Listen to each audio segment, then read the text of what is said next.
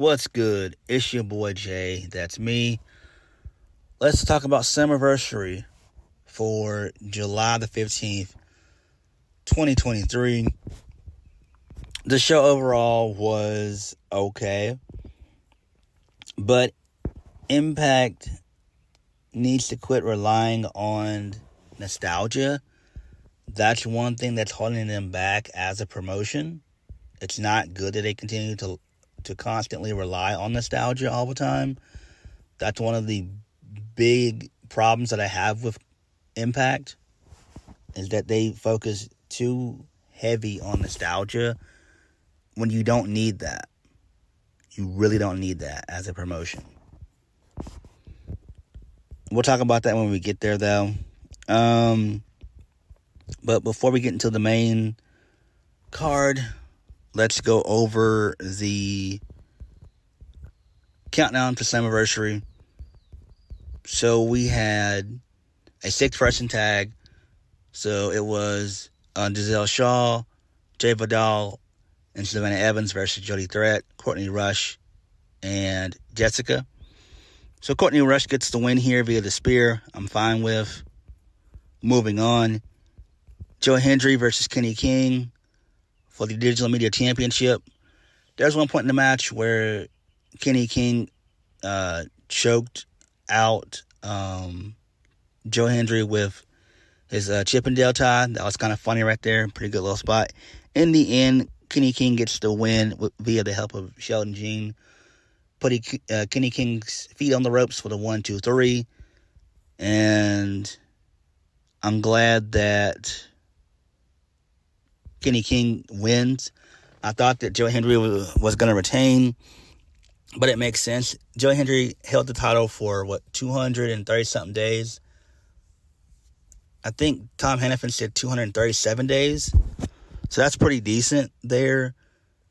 So I think what they should do with Joe Hendry is move him up to the X Division and keep him there and have him win the X Division title and then have him use Option C and become Impact World Champion. Like, Joe Hendry is that good. He's that over. And he's got a really relatable gimmick that I like. A lot of people like it. Like, he's massively over. So hopefully in due time they'll put the Impact World Heavyweight Championship on him.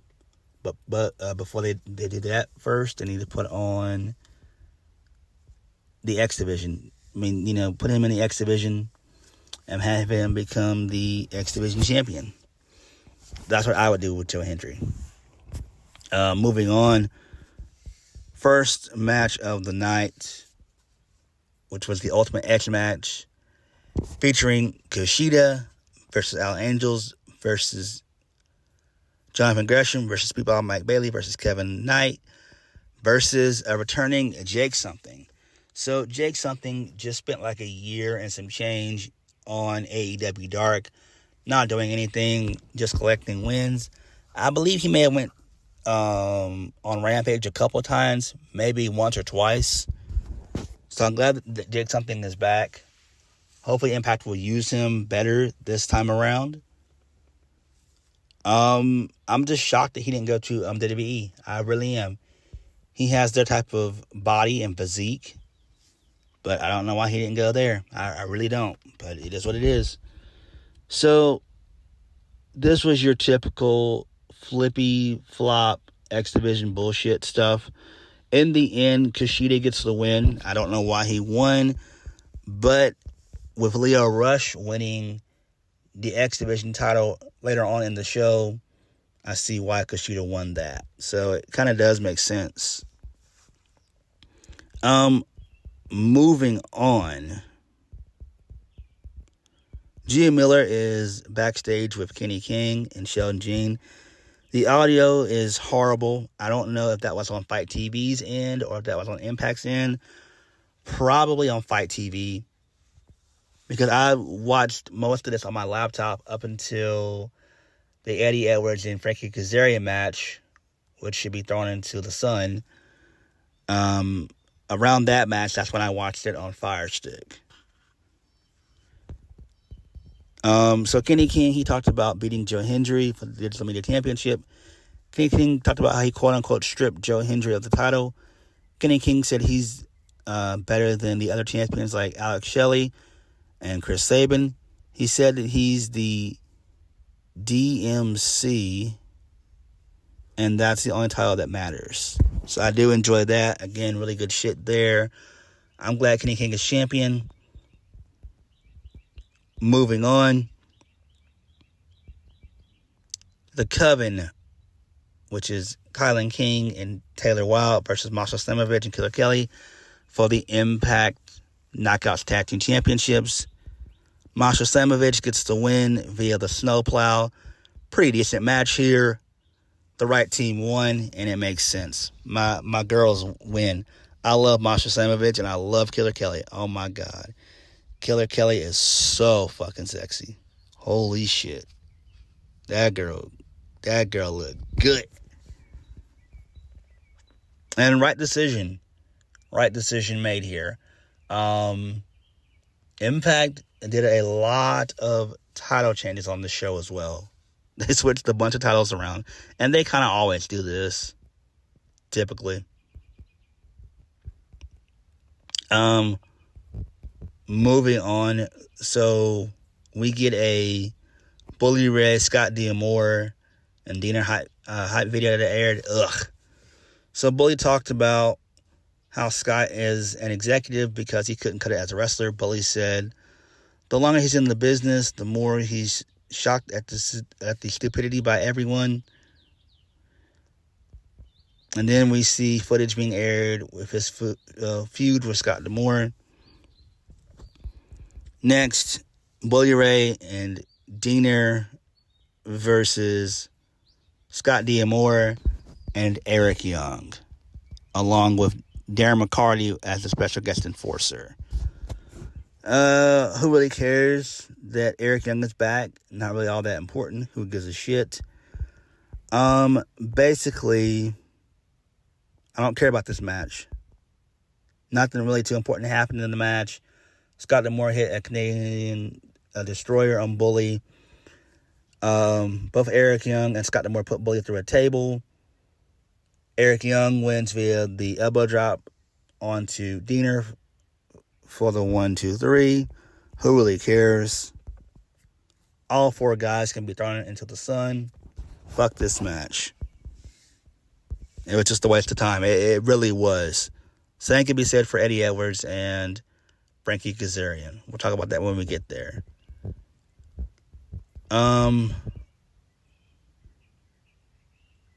Moving on. So Nick Aldis was backstage with his own personal interview set. So he talked about how Alex Shelley needs to prove himself tonight. Nick Aldis said Shelley might be a hell of a man, but it takes a better man to keep a title. Nick Aldis said, if Shelley can't prove himself, he'll be waiting. Nick Aldis says, if he's a closer. He said, it takes 3 seconds to win a wrestling match, but for Nick Aldis, it only takes one mistake with a clover leaf. He said he's going to prove that Alex Shelley, as a transitional champion, and send Impact to the Aldis era. Okay, nice. Moving on, Chris Sabin versus Lio Rush for the Impact X Division Championship.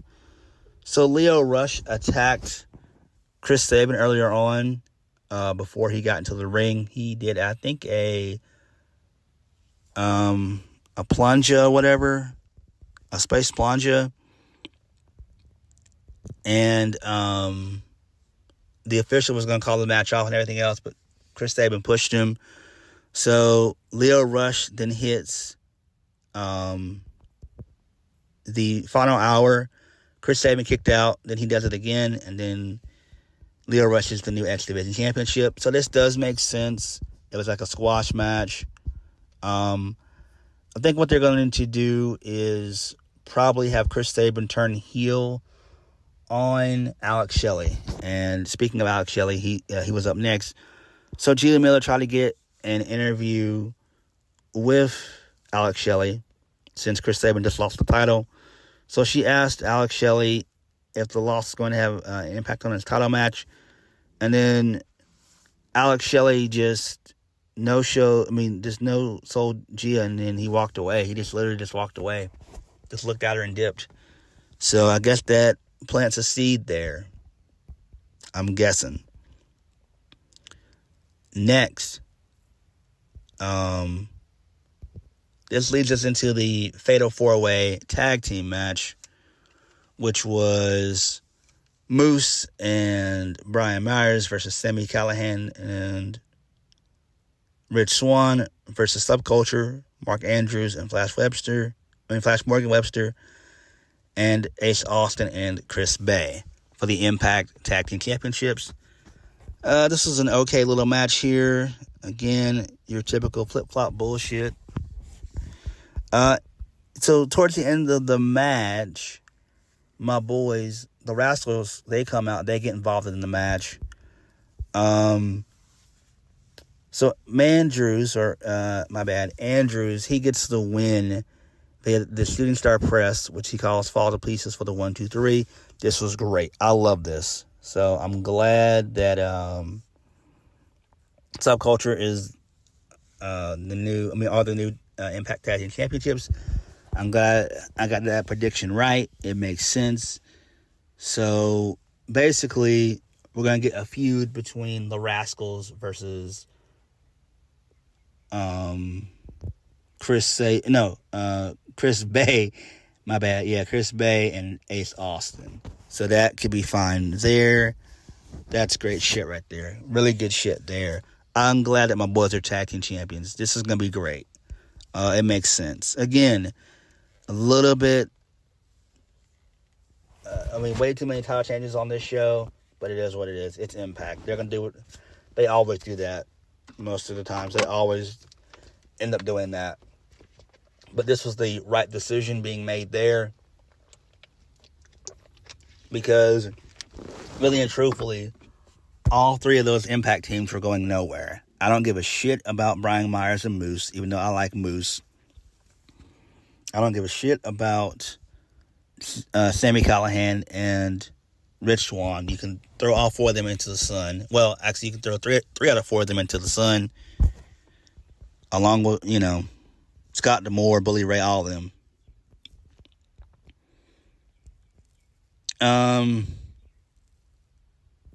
Next, Eddie Edwards versus Frankie Kazarian.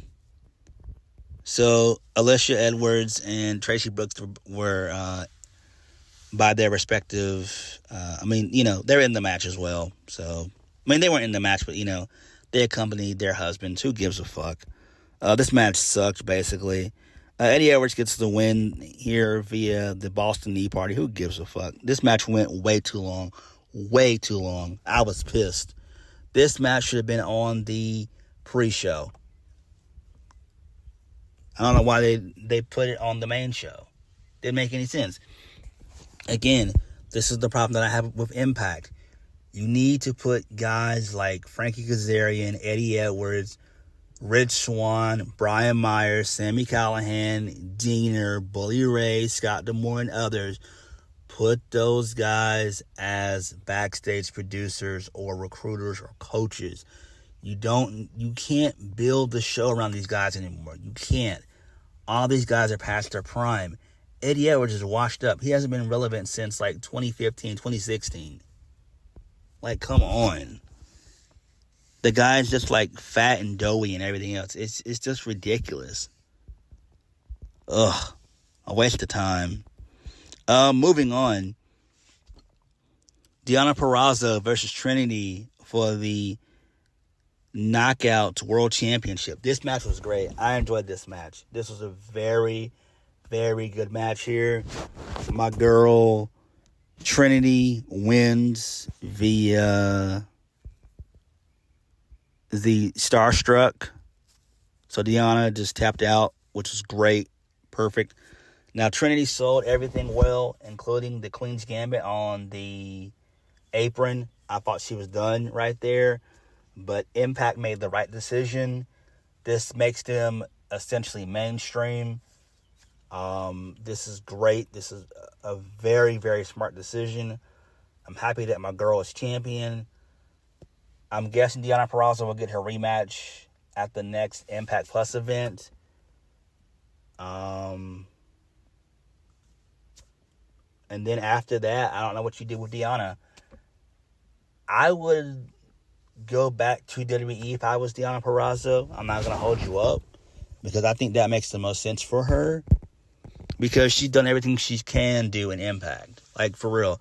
Like, Impact rolled her out the red carpet when she first got there.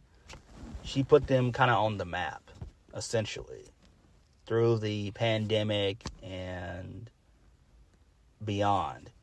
But with Trinity being there, it was a step in the right direction. I thought that my girl Mercedes Moné was going to show up, but she didn't. So maybe she might show up and challenge Trinity around Bound for Glory. Who knows? It could happen, but I doubt it. But this is a really good match there. Kudos to both women. We'll definitely see them face off again, preferably at the next Impact Plus event, and then probably again at Bound for Glory. That's what I would do. So kind of build it like that.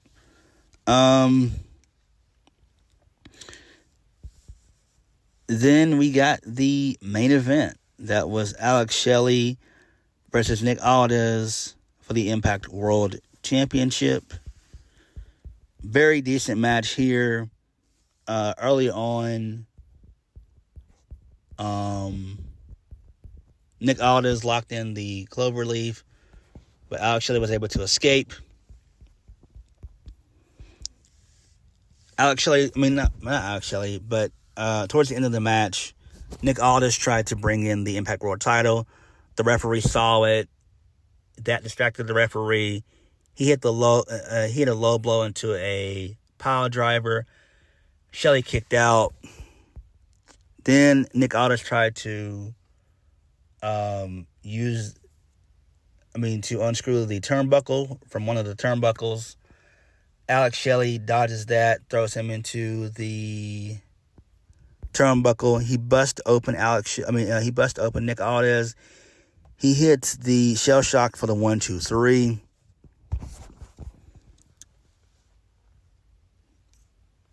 No, he didn't. He actually hit a DDT on Nick Aldis on the belt, which it busted Nick Aldis open. Like, he wasn't like bright red, but we saw some blood there, which is kind of cool. And then Alex Shelley wins via the shell shock. So, post-match, Tom Hannafin was about to close the show. Out of nowhere, Josh Alexander makes his return. So, he stood face-to-face with Alex Shelley. Then Josh Alexander got on the mic and said, "I'm back." And then Alex Shelley and Josh Alexander just stared each other down, and that was it. I didn't like that. Again, when I say too much nostalgia, that's what it is. Josh Alexander, to me, is a boring champion. He was a boring champion. Impact can't do this. If they're going to go ahead and do the match, do it at the next Impact Plus event. Get it over with. Either have Chris Sabin cost Alex Shelley and have them feud that way, or have Nick Aldis cost Alex Shelley and we get Nick Aldis versus Josh Alexander at Bound for Glory, and that's when we see a double turn where Nick Aldis goes back to being a babyface and Josh Alexander goes back to being a heel, or goes to being a heel. I think that's what will make the most sense. Josh Alexander was just only gone for 3.5 months. He wasn't gone long. He was not gone long. 3.5 months was not long enough. Again, I think this is all leading to Josh Alexander versus Nick Aldis at Bound for Glory. And also we can get a feud out of Alex Shelley and Chris Sabin. I think that's what will end up happening, and that makes the most sense. But overall, Slammivesary was okay. I'm glad that we got a bunch of new champions. That's great. Subculture winning was great. Kenny King winning was great. Trinity winning was predictable, but it was much needed and well deserved. I'm glad she is champion. Now, how long does Trinity stay in Impact? I don't know. Maybe a year and a half. I could see her going back to WWE probably in 2025. Something like that. But right decision there. And Josh Alexander returning was a surprise, but it's a surprise that I didn't really want. Because Josh Alexander to me is boring. He's just your typical work rate bullshit guy. Like, I don't like him. I just don't. Like, he was just a boring champion. His only good feuds were with Moose and Bully. That was it. Everything else was just your typical work rate shit. But all in all, Slammivesary was decent. But what did you guys think? Please hit the like button, comment down below, and subscribe for my videos. I'll catch you guys later. Peace.